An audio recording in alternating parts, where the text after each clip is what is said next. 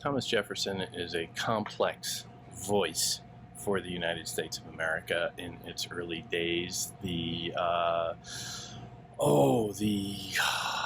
character of some of his writings is rather shocking from time to time. You read the notes on the state of Virginia and you see a side of him that is a genius wrestling with just horrific prejudices, trying to find some balance between the two. But the genius is there, and with it, a kind of poetic capacity that simply eluded most people.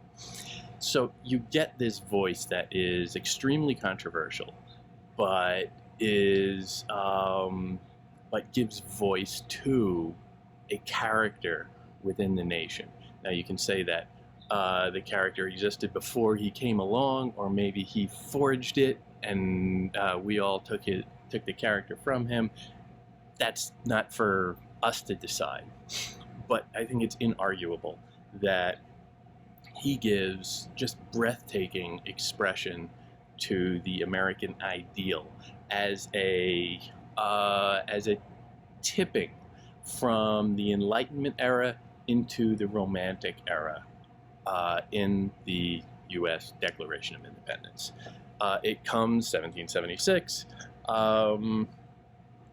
right as this very deeply steeped man of the Enlightenment, Jefferson, is getting swept up in a revolutionary fervor. And revolution is and will develop into a fairly romantic ideal. It is about being swept up to a certain degree. It is about appealing to an ideal. It is about looking beyond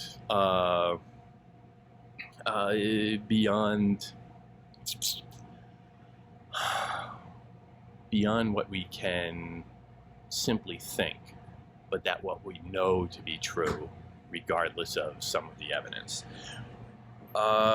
It starts with a famous clause, very quotable, that is contextualizing in a very Enlightenment, reasonable way, trying to lay out a almost legal case when in the course of human events it becomes necessary for one people to dissolve the political bands that have connected them from another, and to assume among the powers of the earth and separate an equal station to which the laws of nature and nature's God entitle them.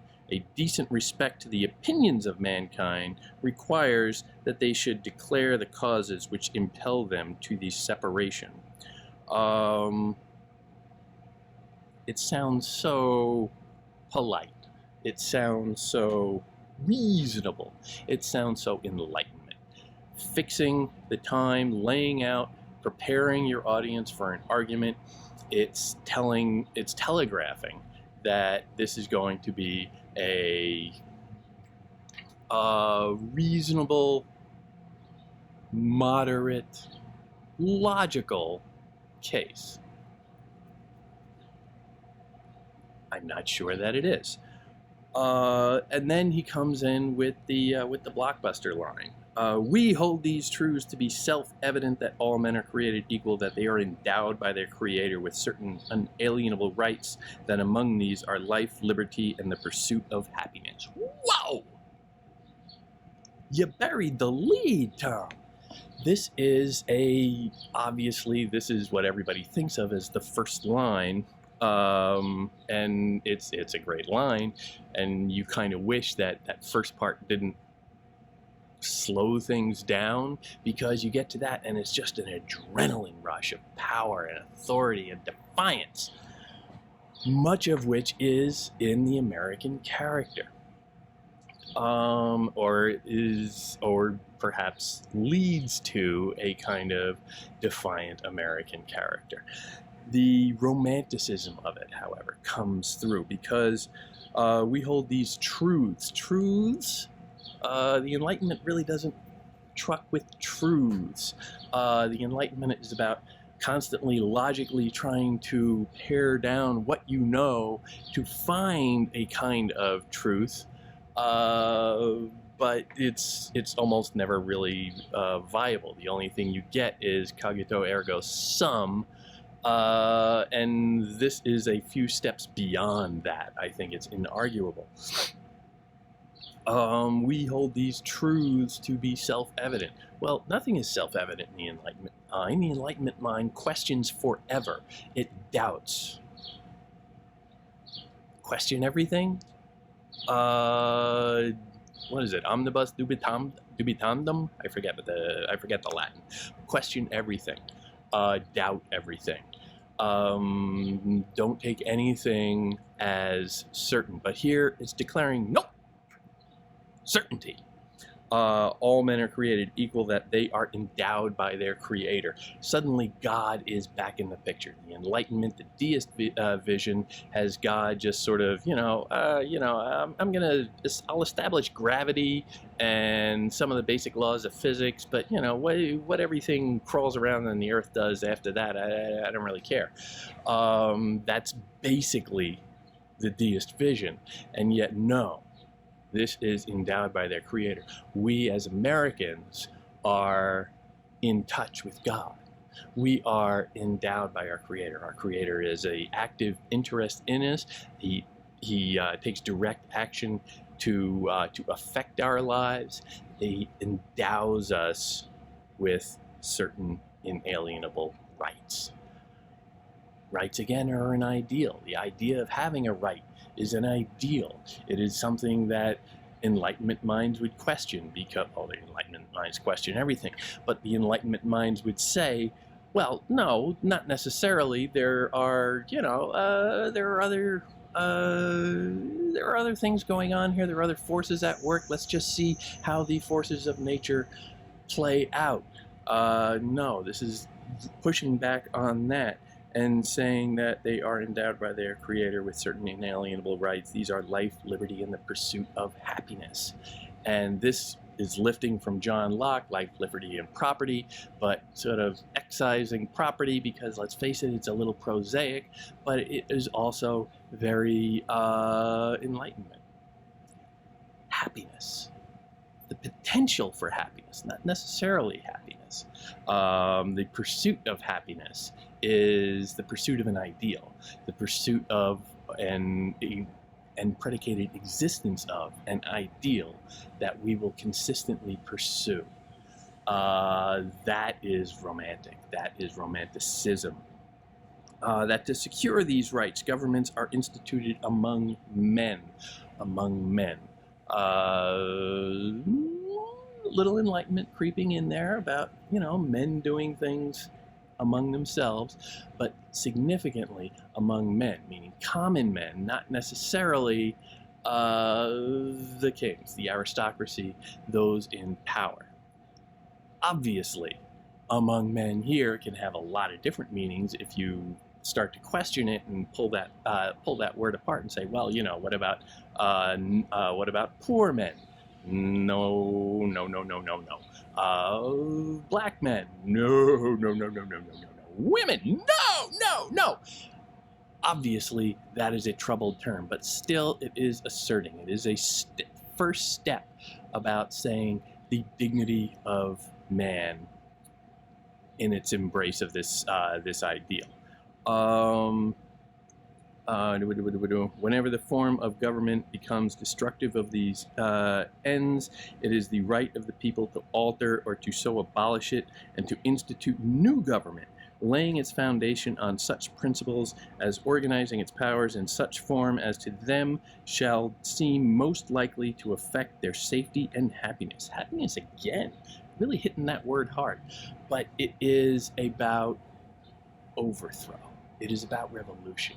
The Enlightenment is much more tepid about stuff like that, much more logical, saying, well, we can tamp that out. Revolutions are so messy, they're so emotional, people get all worked up and there's so much destruction. And here, no, this is fostering revolution. This is saying it's a good thing. And not only is it a good thing, it is ordained by God. It is part of God's endowment to us as human beings, the right to revolt. Because he's not just couching it in terms of Americans here. He's saying that this is a universal right, which really, really rocks the boat in terms of the entire planet. Nobody on the planet had ever really asserted this before. Self-government of this form, the casting off of an aristocratic line. This is radical stuff. It comes after having that little like palate cleanser of the Enlightenment at the top. So Jefferson is clever enough to just sort of, you know, put a nice glaze over the top of it in that first paragraph.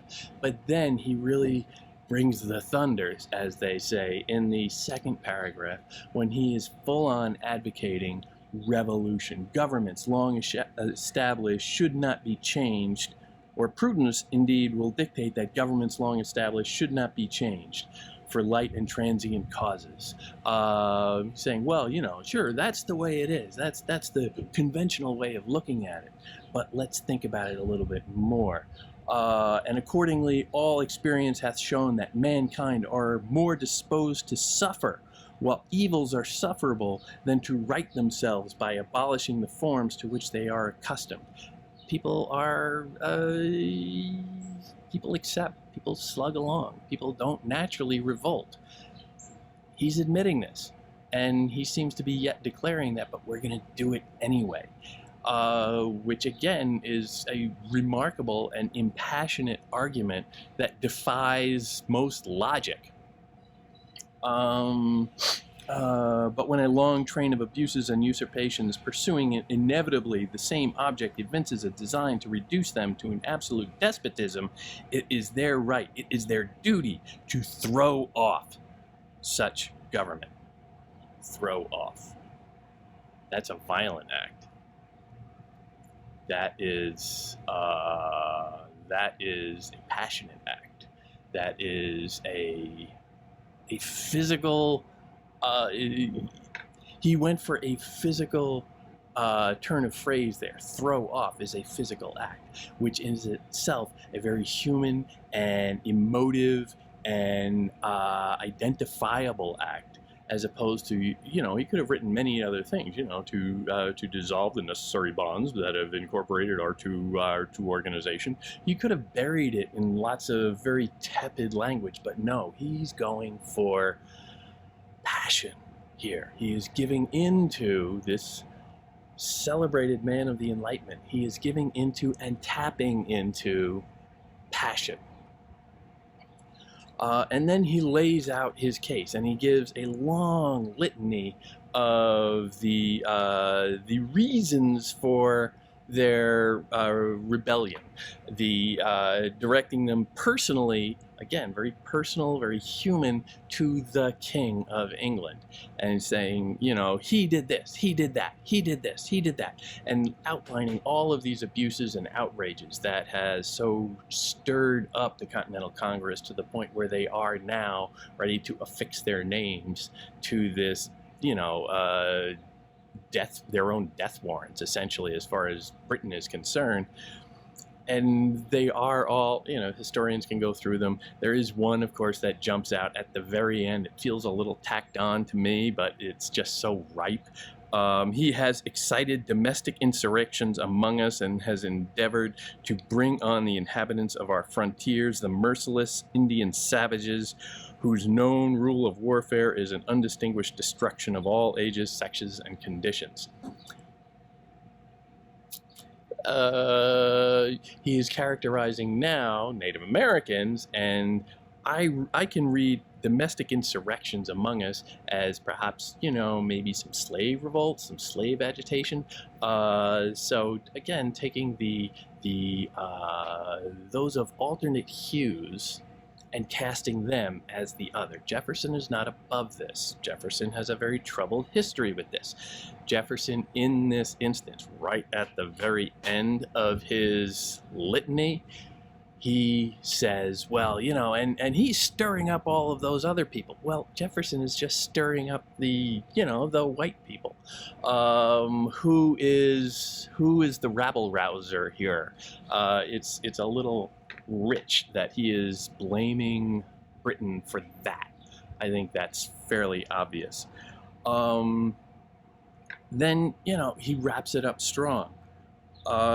We, therefore, the representatives of the United States of America, first time that phrase is used, in General Congress assembled, appealing to the Supreme Judge, which has got to be God. The Supreme Judge is an ideal. He's not saying God because, again, as generally a deist, he's going to poo-poo that kind of language, but he's still appealing to an ideal, metaphysical of some form. The Supreme Judge of the Word, for the rectitude of our intentions. Rectitude is very idealistic. Again, something is right or wrong. Do in the name and by authority of the good people of the colonies solemnly publish and declare that these united colonies are, and of right ought to be, free and independent states. Again, that word right, capitalized R.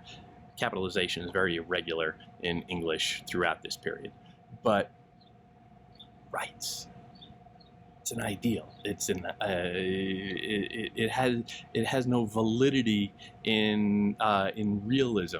It has no validity in actual practice. You cannot observe rights until you invoke the ideal.